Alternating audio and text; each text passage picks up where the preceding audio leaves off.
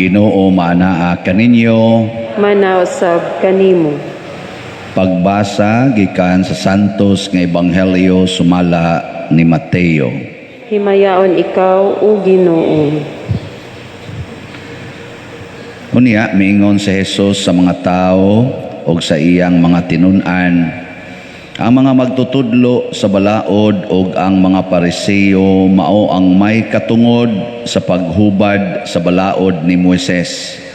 Busa kinahanglan tumano ninyo og sundon ang tanan nga ilang isugo kaninyo. Apan ayaw ninyo og sunda ang ilang mga buhat, kay wala man sila magtuman sa ilang giwali. Nagbugko sila og bugat nga mga karga o gipapas-an nila sa mga tao, apan dili gani sila mogamit bisag usa na lang katudlo aron pagtabang pagpas-an sa maong karga. Himuon nila ang tanan aron lamang pagpasigarbo ngadto sa mga tao. Tanawag unsa kadagko sa gisudlan nila sa mga sinulat nga mga bersikulo sa kasulatan nga ilang gibutang sa ilang mga agtang o gibaligto sa ilang mga bukton. Og tanawag unsa kataas ang sidsid sa ilang mga sapot. Gusto sila sa labing maayong mga dapit sa mga kumbira o sa mga linaing lingkuranan sa mga sinagoga. Gusto silang yukbuan og tahuron didto sa mga merkado og nga ang mga tao mutawag kanilag magtutudlo. Ayaw kamo pagpahingalag magtutudlo, kay kamong tanan managsuon man og usara ang inyong magtutudlo. Ug dinhi sa kalibutan ayaw tawga si bisan kinsa nga amahan, kay usara ang inyong amahan nga atua sa langit. Ayaw usab kamo pagpatawag og pangulo, kay usara ang inyong pangulo nga mao ang Mesiyas. Ang labing dako kadinyo kinahanglang mahimo nga inyong sulugoon og ipaubos ang magpataas sa iyang kaugalingon og ang magpaubos ipataas. Ang Ebanghelyo sa Ginoo. Daygon ikaw o Kristo.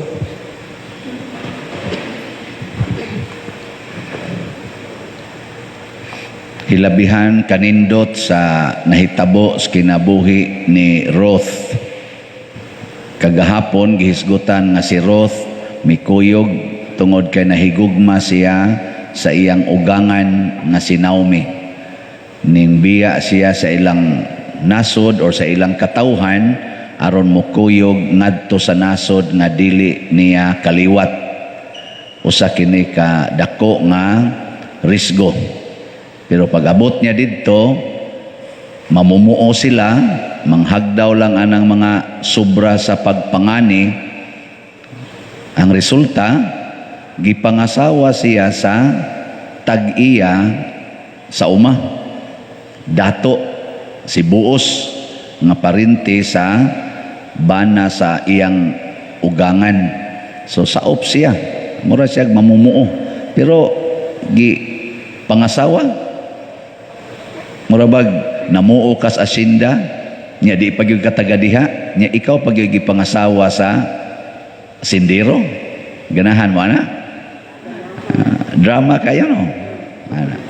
Unsa may gibasihan ni buos nga iya man gipangasawa si Ruth, dili ang iyang kagwapa, di man sa gitingali to siya makalupig sa kagwapas mga Israelita nga mga babae, dili sad ang iyang kakugihan, kung dili ang iyang dako kaing gugma ni Naomi, ang byuda nga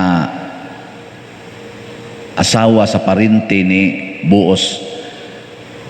Murabag gibati ni Boaz ang dakong gugma tungod sa dako kayong gugma nga naa aning bayhana. Murabag ni kunik ba, ni kunik. Kanis Boaz taod-taod na po ni siyang nangitag asawhonon, wa siya kakitag asawhonon. Nahog ni siyag murag mulitaong guwang Ana bang nilapas na ba sa ilang marrying age ba? Kay nangita sa lagi in taon og arang-arang. Mo nagitagaan siya sa Ginoo. Nya si Ruth og si Boaz naghatag og apo ngadto ni Naomi nga 40 gitaong di malasas kinabuhi. Duhay iyang anak, lalaki. Nya ang iyang bana namatay. Ang iyang bana, ang iyang mga duha ka anak naminyo og duha ka babae, napo ka tuig, namatay sad ang duha way anak. Luoy kayo ng apuhan nga. Apuhan na unta ka pero wa ka mahimong apuhan. Ana ba? Karon gitagaan siya usa ka anak. Nya kani pagyus Obed nga mao'y anak ni Ruth og ni Boaz nahimo pagyong amahan ni sa in English Jess man or si Isay nga mao'y amahan ni Hari David. Nya si Hari David mo'y kaliwat, mo'y gitawag og benchmark sa Mesiyas nga mao si Kristo. So kanindot no? Awa mo nindot Mao ni ang mabuhat sa gugma. This is the power of love. Pero ang tinuod nga gugma kanang di ka magsigig hunahuna sa imong kaugalingon kung dili ang imong gihigugma sa mas gibuhat ni Ruth. Pila raman kabuk nato ka dinhi ang ingon ana kamong mga asawang ni adinhi. Kinsa may inyong mas gihigugma, ang inyong kaugalingon o ang inyong bana? Ito ba? Oh, bana good town. Di mo magyaw-yaw sa inyong bana. Di mo magsigi og pangaway. Oh, istoryahe. Congratulations kung igunana mo. Kamo sa mga banang ni adinhi, kinsa may inyong mas gihigugma, ang inyong kaugalingon o ang inyong asawa? Oh, kana kusog ra ba sa kani mga bana nga mo patuyang sa kaugalingon, masuko pagbadlongon? Ana.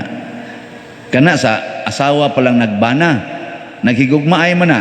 Sunod pangutana, ikaw asawa, gihigugma ba nimo ang tanang gihigugma sa imong bana? Kay mao man tuy kang Ruth, siya ang imong katawhan, akong katawhan. Oh. Be, mga asawa, gihigugma ninyo ang tanang gihigugma sa inyong bana? Oh, baga buangon mong dagko, di mo musugot ana. Alabaw ng mga bana, o kamo mga bana, gihigugma ninyo ang tanang gihigugma sa inyong asawa? O nyaro ang inyong asawa na in loves pare, higugmaon ninyong pare. Pero ang pagka-in love sa inyong asawa, dili sexual. Unsa man, ganahan lang siyang mualagad sa pare diha sa simbahan. Oy, ang ubang mga bana mangigi oy. Unsa ka? Tuwa naman lang kasig kuyo ka ng pader. Saman, kamo na? Usahay makataghap sad. Pero kana bang ingunana ba? Abe, ang lain pag yung pangutana niingon pag yun si Ruth og asa ka mamatay adto sad ko mamatay. Na siya andam bakang magpakamatay tungod anang imong gihigugma. Tubag. Karon ra ba panahon aning COVID, gusto kitang kitay mabuhi, bahala nag mga matay sila. Hala, dinautay. Siging himog mga isyo nga dili tinuod, dili proven nga isyo. Sama aning ang vaccination ngilad. Ang tanang paningkamot sa mga eksperto, ang tanang pamalandong gikan sa Santo Papa, ngaris mga obispo, ngaris mga kaparian, aron pamalandungan ug unsay maayong buhaton ug karon nagkahiusa sila na kining vaccination mao ni ang atong sumpo sa COVID. Ang mga tao nga nagtuo kuno Ginoo nagsigi og daot.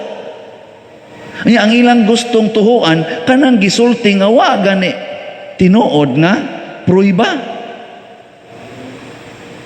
Di ba? Og mauna ang nahitabo sa panahon ni Padre Pio. Ang ilan ang gituhuan, ang ilan ang gusto. Nawa si Christos passing. Muna ningon si Kuan, gitawag mo nag-modernism ba?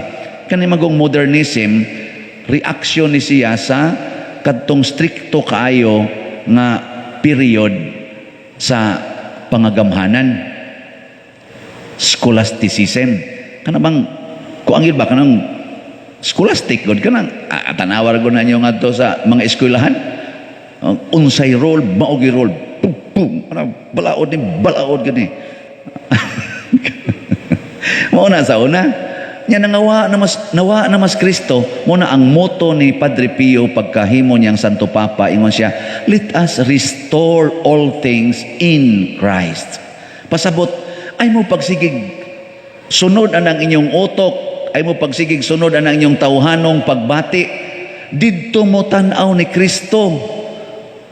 Unsa may makapasuod nato ni Kristo, unsay makapaliwat nato ni Kristo, mo na itong buhaton.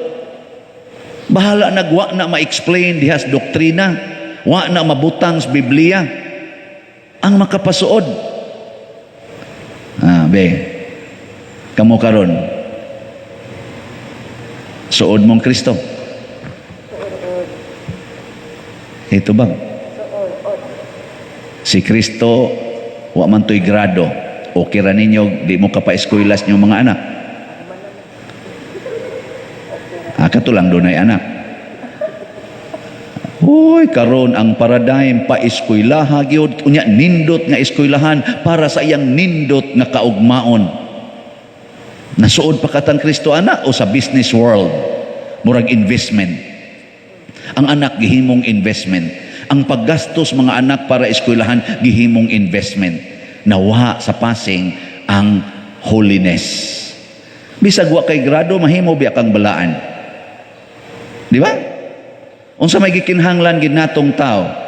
Paghigugmaay, pagpasayloay, pagtinabangay, o kabalaan, ang pagkasantos. Kinahanglan kita mangiskwela para makabot ni dato. Kinahanglan kitang mobayad og dagko sa mga eskwelahan, mga inilang mga universities, bisag wa tay mahimo mangutang kita para lang makabot ning upat. Wa na kinahanglan ay. Kinahanglan gyud kang magamit og kondom, magamit gyud kag pills, magpalaygit gyud ka aron lang gyud makahatag kas imong anak ni anak kunuhay nindot nga kaugmaon. Kay kung daghan ang anak, di na kakapa-eskwela, hangtod na lang nung nag-aborsyo na kadiha. Tungod anang kahadlok nimo anang pagkaway kwarta. Kakinahanglan nagkwarta, kaning mga kabalaan, kaning gugma, kaning pagpasaylo, daghan kay dihang mga tag-as kaayog mga kahibaw, di ka maong mahigugma. Daghan. Gawalin ganing usa. Kataas ani kahibaw. Upat ko ni kabuk akong degrees. Commerce, accounting, philosophy, theology, canon law. Sinan nga na. Hawa mo anak, ganahin. Oy, ni, usan is impiernohonon. Kana kung di sad ko magpaubos mo na si Padre Pio. Bata pag ugay ni siya na ordina ni siyang pari kay Portigyong Braita. Ang pari ordinahan 25 years old, pero si Padre Pio na ordinahan 23 years old. Portigyong Braita. Pero iya sang gihimo ang iyang kaugalingon nga kabus a choice of his own to become poor, to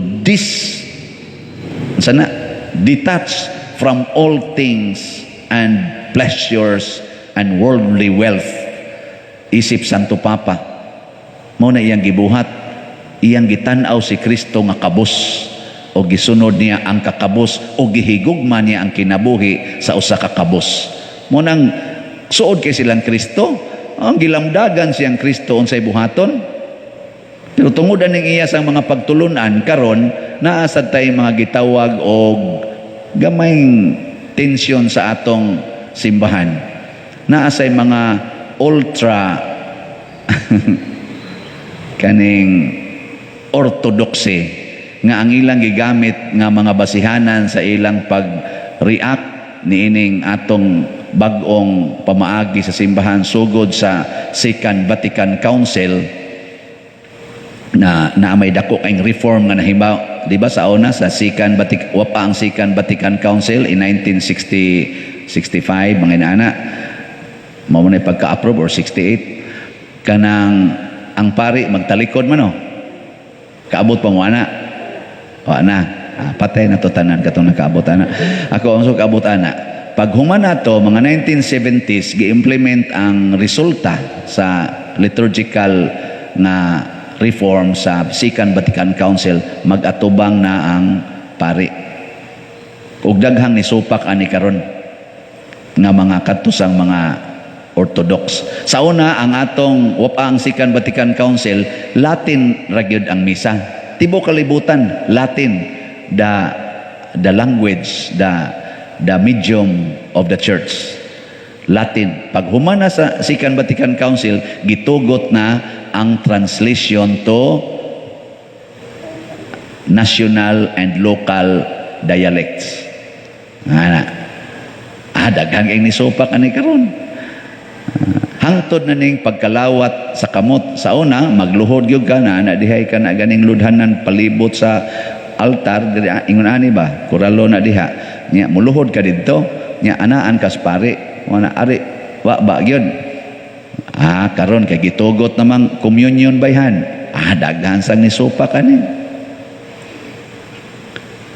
nya sakto nang ilang pagsupak diha patoy niingon nako nga usa ka pari nga nabilong aning ni ang mga grupuha nahibaw ba ka father nga ang imong ordination invalid na kung ano man tungod kay ang Santo Papa nga nag-ordain sa imong obispo invalid na kinsa man siya si Pope John Paul II kay giordinahan man siya binase sa liturgical principles diha sa Second Vatican Council. Nya ang Second Vatican Council is an invalid council in the church. Ano yang giingon? Mo na kay invalid man ang gibasihan, invalid ang tanang Santo Papa nga giordinahan ni anang sub under sa Second Vatican Council. Nya kami sang tanang pari invalid pud mi. Ngan musimba pa mo ugma. Di ko invalid. Ingon ana sad ngano man kay naglalis nganong naglalis man kay ang utok na mao'y gibasihan dili na ang gugma dili na si Kristo mo'y gitan-aw muna si Kristo diri ingon siya sundala na sila ayaw sunda ang gibuhat nila kay ang Ginoo nga tinud-anay mga igsoon naa sa buhat wa sa atong abilidad wa sa atong capacity to analyze naa sa buhat ang buhat og ang gisulti mag-uban gani na balaan ka nga tao pero sige lang sa kang buhat wa sa kay gibasihan abuangon sa ka kay mubuhat malang kabisan unsa kay buhat ragod sa tinarong maning ako pader kaning akong pag-abortion para manis akong kaugmaon kay daghan naman kay kog anak tinarong man bahala na ng inyong mga balaod diha ang Ginoo mo sabot ra sad nako kining akong pagkiskis akong kilay tinarong man kay bati sa ikugnaw mo presentar ko didto nya kabati na kugnaw nya ako ning badlisan kay wa man ko daotang tumong ani wa man ko maghasol anang ubang tao ana pero ako lang ning gikiske bahala na kadaan imong wali-wali diha kaning akong pagpangural maayo man kay kawaton man akong mga tanom bahala na mo diag magsigi mo giyaw total ako maning katungod ako maning yuta sige na lang sa kang buhat wa na lang sa kay connection so mo na buhat og gugma mao nay mohimo sa atong kinabuhi nga balaan kana bang ayaw sad patuyang og violate sa balaod tungod lang kay maayo imong tumong pero ayaw sad pagsigi na lang sa impose sa balaod bisan og naligsa na in taon nasakita na in taon ang imong isig katao. Love will always do good in godly way. Muna gisumpayan gina ni Kristo John chapter 15. Paghigugma ay kamo sama sa akong paghigugma kaninyo. Sama sa akong paghigugma kaninyo. And that distinguishes the love nga atong gigamit karon. Musta man mo? Nahigugma ba mo sama sa paghigugma ni Kristo nato?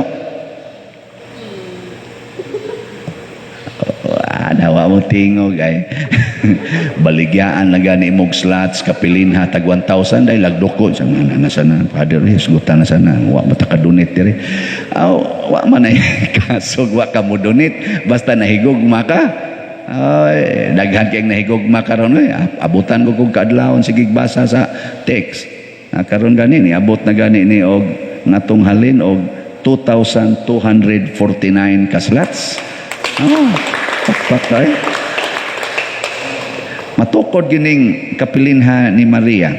Nya maingon ta, pobre man ta pader, lisod man ta karon. Paghigugmaay lang mo, samas paghigugma ni Kristo nato. Kapobre ni Kristo, pero ang iyang gigamit pagluwas, dugo. Nagpaaga siya dugo. So kung wala mo ikadonate, dugo. Donate. Ang pasabot nako ba donate? Sige na. Hindog na ta. Mga igsoon, si Kristo mao ang atong maayong magbalantay nga naghatag kanato sa tanang maayong butang bunga sa gugma ug pagluwas kanato. Busa moingon kita, Ginoo dungga kami. Ginoo dungga kami. Alang sa mga pangulo sa atong santos nga simbahan nga magmatinud-anon silang musangyaw sa mga pagtulunan ni Kristo, magampo kita sa Ginoo. Ginoo dungga kami. Alang kanila nga nag-alagad kanato sa katungdanang publiko nga mag-alagad sila diha sa katarong, kaangayan ug sa gugma, magampo kita sa Ginoo. Ginoo dungga kami. Alang sa mga masakiton nga nataptan ni ining COVID-19 nga makabaton na og hingpit nga kaayuhan, magampo kita sa Ginoo. Ginoo dungga kami. Alang sa mga nag-alagad sa mga masakiton ug ubang hutong sa katilingban nga makabaton kanunay og grasya sa paglahutay ug nga mapanalipdan sila, magampo kita sa Ginoo. Ginoo dungga kami. Alang sa pagsaulog sa 500 years of Christianity nga unta magmalampuson ang tanan nga kalihukan, ilabi na sa mga parokya ug atong mapalawman ang atong pagtuo ug paglaom isip mga binunyagan, magampo kita sa Ginoo. Ginoo dungga kami. Alang sa sulugoon sa Dios, Teofilo Kamumot Obispo, nga mabayaw na sa kadungganan sa altar, magampo kita sa Ginoo. Ginoo dungga kami. Alang sa mga proyekto dinhi sa atong simbahan nga pinaagi sa pangama ug paggiya ni San Vicente Ferrer, magmalampuson ug mahuman unta sumala sa atong mga giplano ug gipangandoy, magampo kita sa Ginoo. Ginoo dungga kami.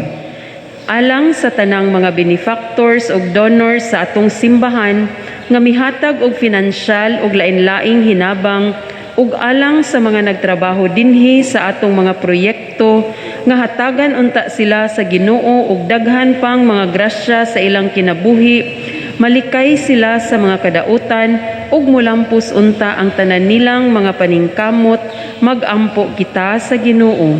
Ginoo dungga kami. Alang sa atong mga igsuong mihalina nga matagamtam na nila ang kalipay nga walay katapusan sa langit, magampo kita sa Ginoo. Ginoo dungga kami. O Ginoo, Amahan nga mahigugmaon, dawata kining among mga pagampo nga gituboy namo dihas gugmag pagtuo, buwan sa pangama ni Padre Pio imong Papa, pinaagi ni Kristo nga among Ginoo. Amen. Amen.